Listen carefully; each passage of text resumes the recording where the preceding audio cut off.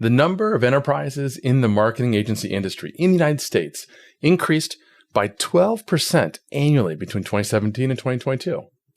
How can your agency stand apart from this growing number of competitors? Through partnerships. Partnerships with other agencies and brands, and partnerships with your clients themselves. Your clients are tired of traditional client-agency relationships that often feel transactional and one-sided. Do you want to learn how to foster a more collaborative and mutually beneficial partnership with your agency clients? A relationship where the client is more invested, drives more revenue, and less likely to churn? That's what we're covering in today's episode of Partnership Unpacked.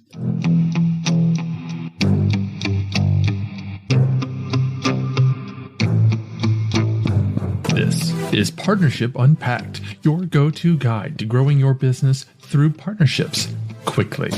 I'm your host, Mike Alton, and each episode unpacks the winning strategies and latest trends from influencer marketing to brand partnerships and ideas that you can apply to your own business to grow exponentially. And now, the rest of today's episode. Well, welcome back to Partnership Unpacked, where I selfishly use this time to pick the brains of experts at strategic partnerships, channel programs, affiliates, influencer marketing, and relationship building. Oh, and you get to learn too.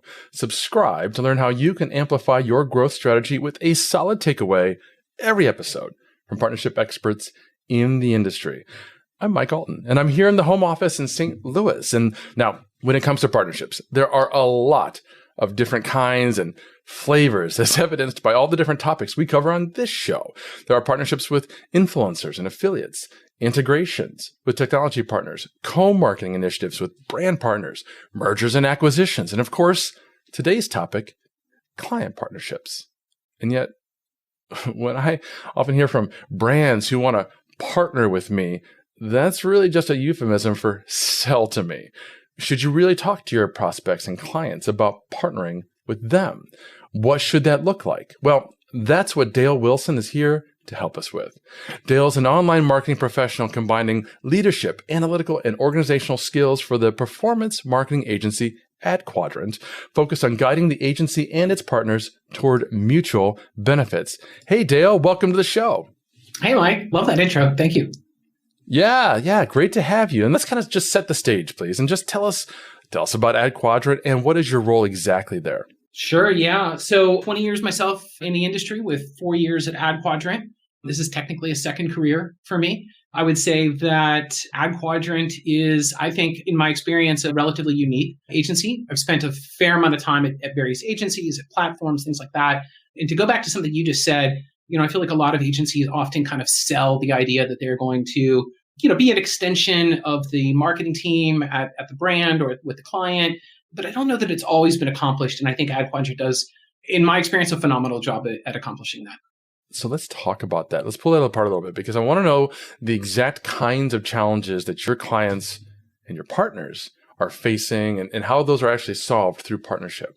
Sure. Yeah. So as an agency, we've essentially got let's call it 5 key components to what we do. We very much start with strategy. We very much focus on, what was the short-term goal? What is the long-term goal? Where's the client been? What are they trying to accomplish? Not just in 2023, but in 2024. And are they doing now what they need to do in order to accomplish those goals in 2024? So very much thinking along the lines of strategy as being our first offering to the client. The second one is really, in many ways, kind of where AdQuadrant started with kind of classic media buying. We're very much agnostic to platforms. We've got an incredible marketing team that can handle, or I should say media buying team that really can handle anything from, Pinterest to TikTok to Google, you name it. We're very much capable of doing it. And then, our third offering is really around creative, really being able to, handle the initial ideation of a creative to, execution of the basics in terms of production, editing, et cetera. And then also ideally, taking it beyond just the basic creation of the creative, but also looking at how's it performing, what's the best version, et cetera. And then our last kind of core offering is really around data and understanding if you're collecting data from a platform, how are you reallocating it on platforms B, C, and D, et cetera. And I would even say the fifth offering we have is partnerships, is really being able to, look at the ecosystem and understand what are the big challenges in marketing, in For example, the uncertainty of 2023 and how do we find the right partners to help our clients be as productive and hit those goals that they're really trying to accomplish. So as you can imagine, with all those offerings, we definitely need a very strong, very involved, integrated partnership program that really takes the goals of the client in mind first and really strategizes and builds the necessary tools and accomplishes the necessary milestones to really hit those long-term goals. I love that approach because what we're talking about is not just providing them a service that they just, they filled out a form and they purchased it and they asked for it. Yeah. Right. It's sitting down with them and communicating. Yeah. That's, an odd thing to do, but we're going to actually have a conversation and talk through what their real goals are. Yeah. I get the impression that there's consulting basically that goes into that, right? Where Absolutely. you're probably helping them understand sometimes maybe they have the wrong goals. Yeah, absolutely. Yeah, it's a great point because, certainly Ag Quadrant looks at our clients a little bit differently than I think most agencies. I mean, to be frank, we say no to clients. Sometimes we're not the right agency and we're okay with that, right? We're comfortable with telling prospects that we're just not going to be the right fit for them for one reason or another. And the other thing is that we look for, in the right client fit, we look for a very specific type of client. And that is someone who's what we call a challenger brand, someone who's going to look at, I love talking about the uncertainty of 2023 because a challenger brand will look at that and say, I don't really know what is going to happen, but that's okay. That's just another headwind. And what I'm looking for in an agency is thought leadership, a plan, a strategy to be prepared and nimble for that uncertainty of 2023. And so I think we do an amazing job at taking in all those considerations and really building them, to your point, a long-term integrated strategy based on those goals and really looking at, not feeling uncomfortable with uncertainty. Love that. So you're talking about how you approach new partners in essence. And tell me more about that. How do you identify and approach, these clients from that partnership perspective? Yeah, it's certainly with clients, it's going to be about making sure that there's a common energy, making sure that there's a common consideration for goals, right? Ag Quadrant has its own lofty goals, right? And we have an amazing set of founders who really look to, accomplish their own goals, but making sure that each of us individually can accomplish that as well. And I would say that we seek that in clients as well. We seek clients that are respectful of our own goals, but also respectful of knowing that it has to be a partnership. It has to be us working together to accomplish the communal goals. And, really looking at, again, it's really about setting up expectations. It's really about setting up an understanding of the plan and making sure that as we are executing against that plan, because there's uncertainties in the world, we might need to pivot, and that's okay. I just want to underline how much you're talking about mutual goals. Yeah. Because as a partnership professional, this is a core tenet of any successful partnership. There has to be mutual gain for both parties. And it can't just be a transactional, I'm paying you. That's not a partnership. Transactions aren't partnerships.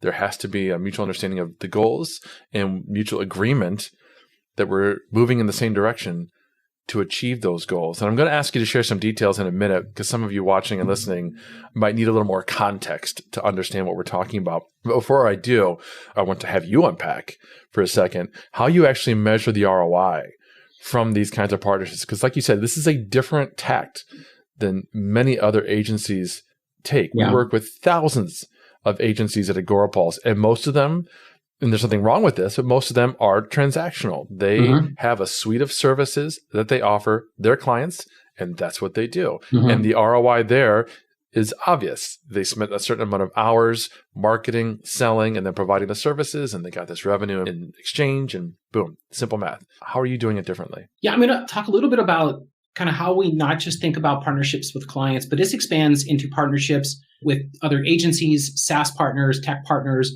whatever the case may be. For us, it's really about ensuring that, again, it's a little bit of energy, right? To be a little bit, vague about it, but also from a details perspective, making sure that it's not strictly just, to your point about a transaction, it's not strictly just about the quote unquote revenue. It's also looking at, is this going to help our team learn something?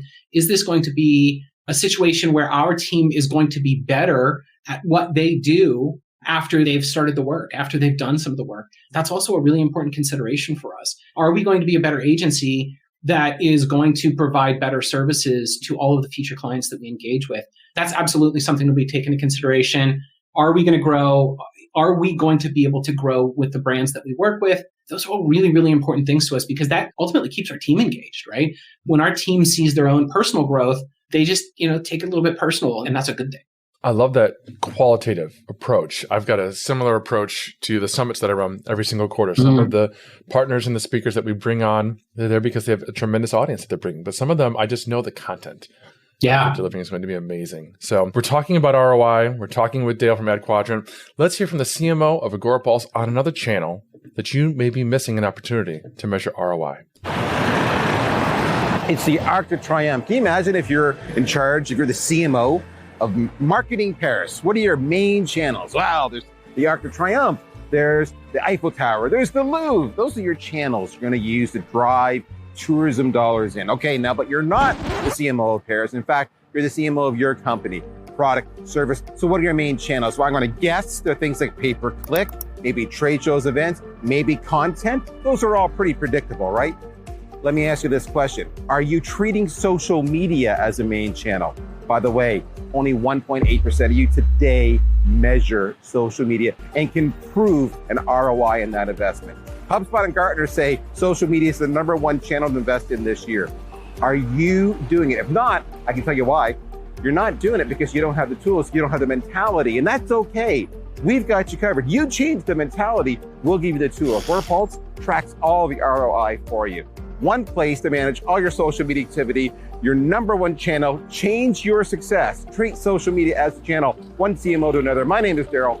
I'm with Agorapulse. I'll talk to you soon.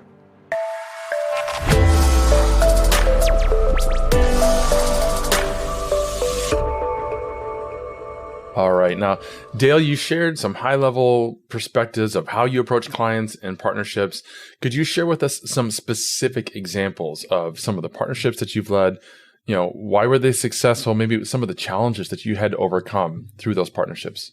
Yeah, excellent question. For me personally, obviously there's been some amazing client engagements, but I would say that over the last, let's call it year, I've had some really, really good partnerships with some tech partners, folks like, an easy one is Klaviyo or Gorgeous, Triple Whale, even on the smaller end, a company named Where. What I think is super amazing about those kinds of partnerships, those kinds of engagements is they respect and understand, first of all, that agencies don't function like other tech partners. They don't function like SaaS partners, et cetera, SaaS tools.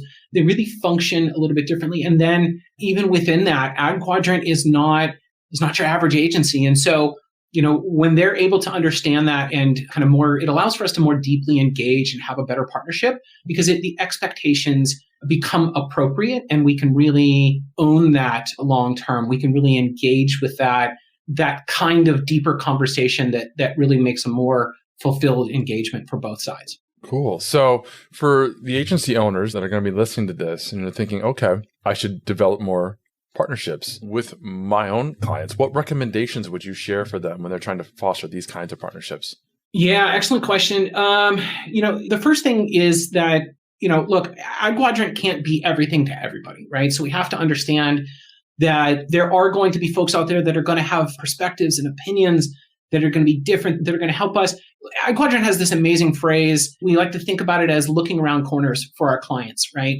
Looking at what are some of the considerations that maybe aren't the most important today, but they're going to be really important later. An example of that was when, the Apple Facebook situation with iOS 14 happened. We'd been in conversations with Facebook and Google for probably 6 months prior to that, really, using those partnerships and using that engagement to understand what was going to happen and how do we prepare our clients for that? How do we ensure that we are minimizing any sort of downtime or negative impact that they were going to see from that? And ultimately, it led to some really incredible success for us. So just being open and aware that there's going to be things that aren't the day-to-day, that are going to be changes, evolutions in our industry, and just being aware that they're going to have a perspective that you might need to take into consideration that you just didn't know was going to be an issue. I love that approach. And that example of the iOS changes is a great one because you're right. So many agencies were I don't know, caught flat-footed, I guess would be a way to put it, Yeah. where they weren't really making adjustments. They weren't having conversations with their clients. Yep. So clients who aren't paying any attention to industry news like that, that's what they paid the agency for, were completely caught off guard. And all of a sudden, their ad results were tanking and there was nothing they could do about it. What would you tell someone in your shoes not to do? Not to do. I tend to be the guy that lives on the positive side. So I'm going to maybe turn that around a little bit, but just always have a plan, always have a goal in mind. When you get on that first call with your prospective client, prospective partner, first of all, just do a little bit of pre-call, right? Do a little bit of preparation, but, be prepared to be open and understanding to what they're trying to accomplish. And, I always think of like best practices as table stakes. So if there's something more than best practices that they're going to be able to bring to the conversation, enhance your understanding of the environment, of the ecosystem, just be open to it, be ready for it. In terms of what not to do, don't get stuck in your old ways, right? Again, I'm a big fan of really thinking of best practices as being the basics. So be imaginative, right? Imagine what are some of the ways that you can take what you know and really enhance your client's experience, accomplish those goals, and also just keep your client goals in mind at all times, right? It's often something that, certainly as someone who's been at several different agencies, it's often something we forget, right? We get caught up in our own goals and, sometimes they're personal goals or, company goals and agency goals, and they're not necessarily thinking about the client. And really focusing on the client it's the apex for us here at Ad Quadrant. And I love the underlying theme here, which is that you have to have communication with the client. You have to talk to them and you have to truly understand your goals, which takes time, which takes some amount of skill in drawing that out, because sometimes they're not going to tell you up front what their actual goals. Yeah. One of my good friends, she runs an ad agency, and she was telling me the story about how she was working with a client and she was running ad campaigns. And she's trying to do what she thinks is in the client's best interest, which is to drive traffic and conversions. And the client kept coming back to her saying, no, we want likes. We want reactions. We want followers. That's vanity metrics. No, we're not going to go after that stuff. We want to go with real business driving results. Come to find out later, they were trying to sell the business. And they wanted to make it look as good on social as they could. So that was their goal. But they didn't share that. She didn't know that. So there was miscommunication there.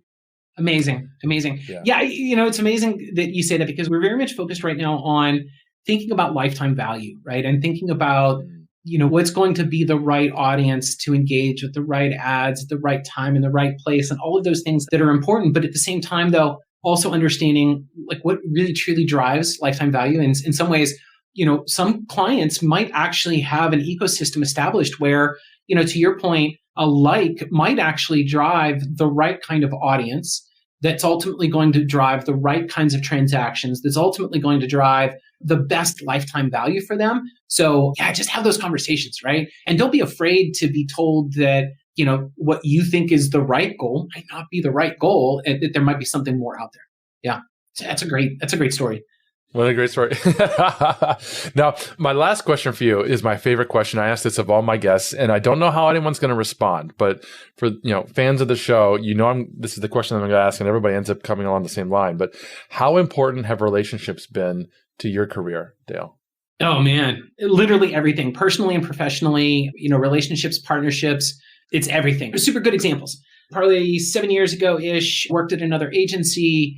I was there for almost 4 years, built some amazing relationships with a lot of folks that I worked with. Eventually left that job. When I got laid off a couple years later, immediately knew that, one of the people that I worked with was already at a different agency herself.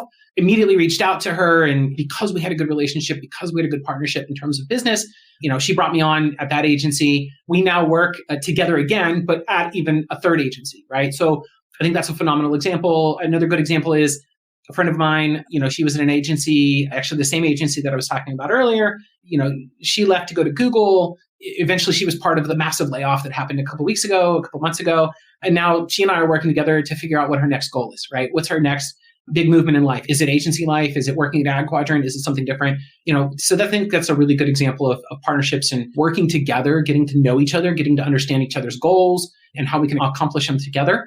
And I think that's, my perspective and my approach to that with individuals has now led me to partnerships here at AdQuadrant, and really being able to, understand what is AdQuadrant's goals, what makes us unique, and how do I talk about that, right? How do I go into the ecosystem and say, AdQuadrant is different and that's okay, and we're really good at what we do. Yeah, partnerships is amazing. So love that perspective. Thank you so much for sharing that. Like I said, it's a question I ask every single guest, and every single guest, their answers vary, but it always boils down to how important relationships truly are, because you never know what resources you're going to want or need or potentially be for others in the future. So yes. Thank you for sharing that. Dale, this has been fantastic. I love your insights. I love your approach to working with clients and stepping alongside them. Tell folks where they can go to learn more about you and AdQuadrant. Sure, yeah. Go to adquadrant.com. Don't hesitate to reach out to me on LinkedIn. I would say also feel free to email me at dale.wilson@adquadrant.com. Yeah, Mike, this has been a lot of fun. Thank you. My pleasure. And thank you all for watching, for listening. We'll have all the links and Dale's information in the show notes when the podcast comes out in a little bit. Until next time, thank you very much. Thank you for listening to another episode of Partnership Unpacked, hosted by Mike Alton and powered by AgoraPulse, the #1 rated social media management solution, which you can learn more about at agorapulse.com. If you enjoyed this episode, please subscribe on your favorite podcast player. Be sure to leave us a review. Your feedback is important to us. And if you want to be part of our audience during live broadcasts, take a look at our calendar at agorapulse.com/calendar. Until next time.